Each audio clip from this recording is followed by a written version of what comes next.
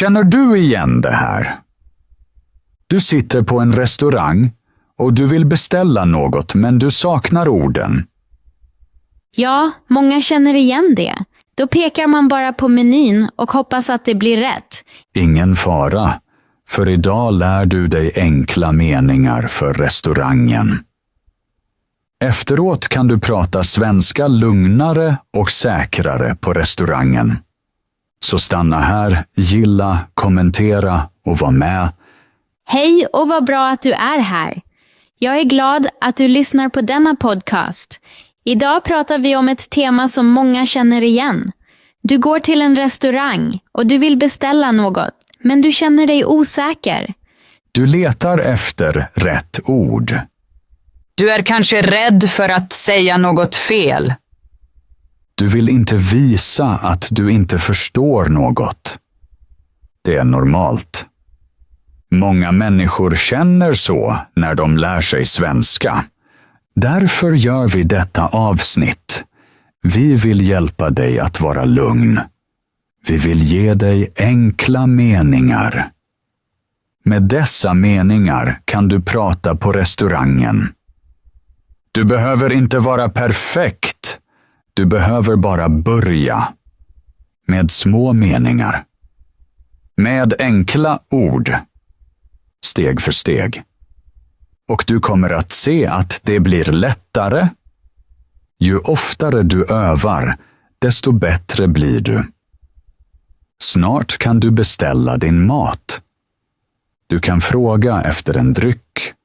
Du kan säga vad du vill. Och du kan njuta av situationen. Idag lär du dig meningar som du kan använda direkt. Så lyssna noga, prata med och öva. Nu gör vi ett litet samtal. Du kan lyssna och sen prata själv. Snart kommer frågor som på en restaurang och svar som en gäst vid bordet. Så kan du lära dig hur det låter och hur det känns. Är du redo? Då börjar vi samtalet nu.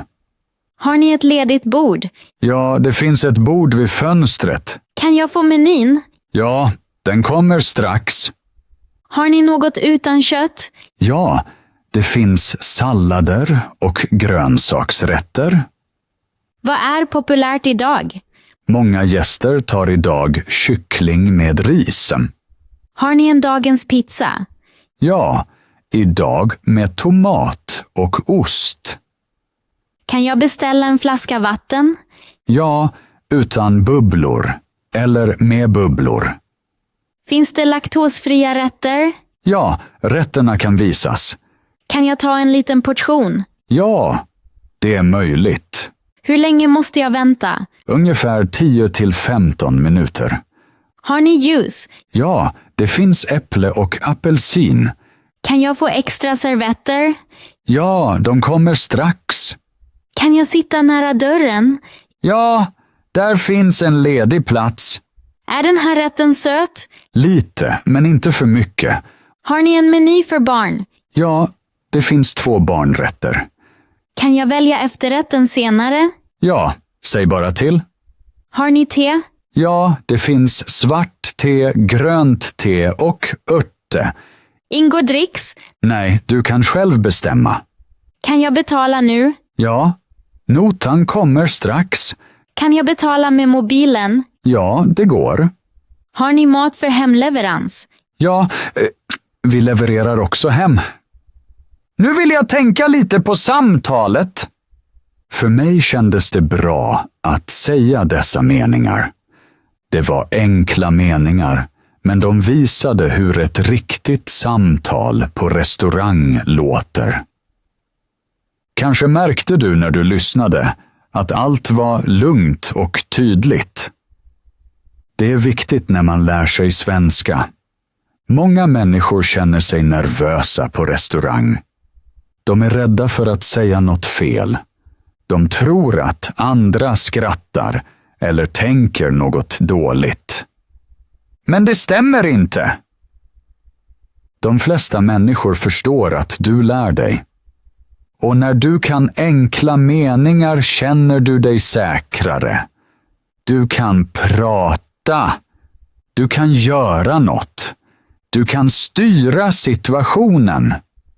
Många som lär sig säger att de har orden i huvudet men att de inte kommer ut. Det är normalt. Det händer eftersom du inte har övat så ofta i sådana situationer. Med små dialoger som denna blir du säkrare. Du hör orden. Du upprepar dem. Du föreställer dig att du själv sitter på restaurangen. Och plötsligt märker du att det inte är så svårt. Kanske kände du igen dig i samtalet. Kanske känner du den osäkerheten.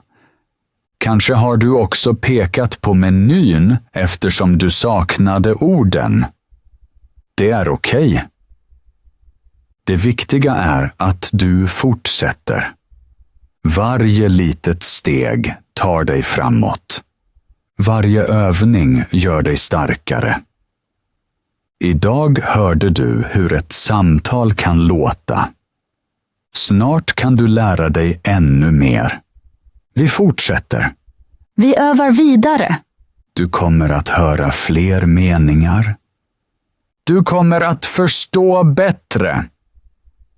Och snart kommer du att prata på restaurang utan rädsla. Stanna kvar. Fortsätt lyssna. Var med. Nu går vi vidare till nästa del.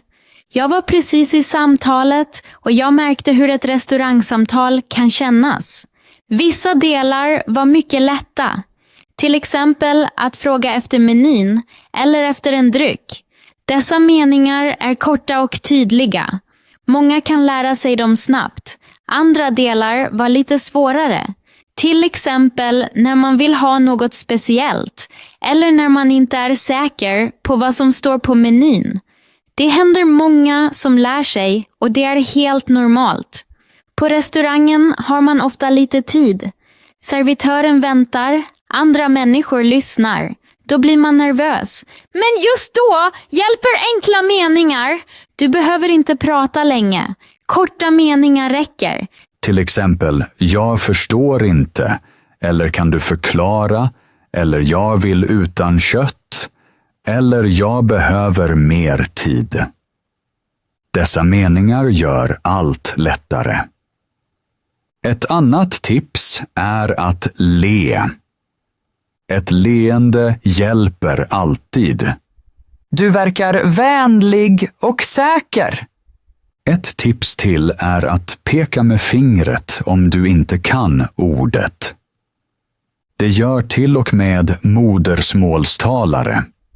Och ett tips som många glömmer är att ställa frågor när du inte förstår något.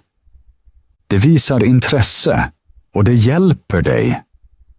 Och kom ihåg att du inte behöver vara perfekt. Du är på restaurangen för att äta och ha en bra stund. Med varje besök blir du bättre. Och nu går vi vidare till nästa del så att du får ännu mer trygghet. Nu vill jag prata om 5 vanliga fel som många gör när de beställer på restaurang. Det första felet är att man inte säger något eftersom man är osäker. Många nickar bara eller pekar på menyn. Det är normalt, men det kan vara enklare. En enkel mening hjälper till exempel, jag vill gärna ha detta, eller jag tar den här rätten. Då känner du dig direkt säkrare. Det andra felet är att leta för länge efter ord. Man tänker, blir tyst och blir nervös. En enkel lösning är en mening som ett ögonblick tack eller jag behöver lite tid. Då får du lugn. Det tredje felet är att prata för tyst. Man är rädd för att bli hörd. Men på restaurangen är det viktigt att prata tydligt. Du kan säga, jag pratar svenska men inte så bra än. Det gör situationen lugnare. Det fjärde felet är att inte fråga när man inte förstår något. Många låtsas förstå allt. Men det ger stress. Du kan enkelt säga, kan du förklara det eller vad är i den här rätten? Det är lätt och hjälper dig mycket. Det femte felet är att bli nervös när du säger ett ord fel. Många tror att ett fel är dåligt. Men det stämmer inte. Fel hör till att lära sig. Du kan skratta, andas och fortsätta prata. En mening som förlåt jag lär mig fortfarande låter vänlig och lugnar. Viktigt är att du vet att du inte är ensam. Många känner så. Med enkla meningar kan du klara varje situation på restaurangen. Du behöver inte vara perfekt. Du behöver bara prata. Varje övning gör dig starkare, varje beställning gör dig modigare och med varje besök blir det lättare. Var lugn, ha tålamod med dig själv och tro att du blir bättre. Nu kommer 5 framgångstips som hjälper dig när du beställer på restaurangen. Det första tipset handlar om uttal. Prata långsamt och tydligt. Du behöver inte prata snabbt. När du pratar långsamt förstår man dig bättre. Du kan andas djupt innan. Det gör din röst lugnare. Det andra tipset är enkla startmeningar. Många vet inte hur de ska börja. Men små meningar som jag vill gärna, eller jag tar, eller för mig, tack räcker. Med sådana startmeningar kan du beställa nästan allt. Det tredje tipset är vänlighet. Vänliga ord gör stor skillnad. Du kan säga tack, varsågod, förlåt. Dessa ord gör samtalet vänligt. Servitörer reagerar då också vänligare. Det fjärde tipset är självförtroende. Även om du känner dig osäker, sitt rakt och le. Det hjälper kroppen och huvudet. Du ser säkrare ut och du känner dig säkrare. Du kan säga till dig själv, jag kan detta, jag lär mig, jag blir bättre. Det ger kraft. Det femte tipset är en liten strategi. När du inte kan ett ord kan du beskriva det. Till exempel istället för glutenfri kan du säga utan gluten. Istället för stark kan du säga kryddad. Och när du inte kommer vidare kan du fråga, har ni något liknande? Eller kan du rekommendera något? Det hjälper alltid. Många som lär sig tror att de måste kunna varje ord. Det stämmer inte. Du behöver bara sätt att fortsätta prata. Dessa tips gör beställning lättare, lugnare och mer naturlig. Du kommer märka att du blir bättre med varje restaurangbesök. Och du kommer vara stolt för att du märker att du kan. Nu går vi vidare till nästa del. Jag vill nu berätta en liten historia för dig.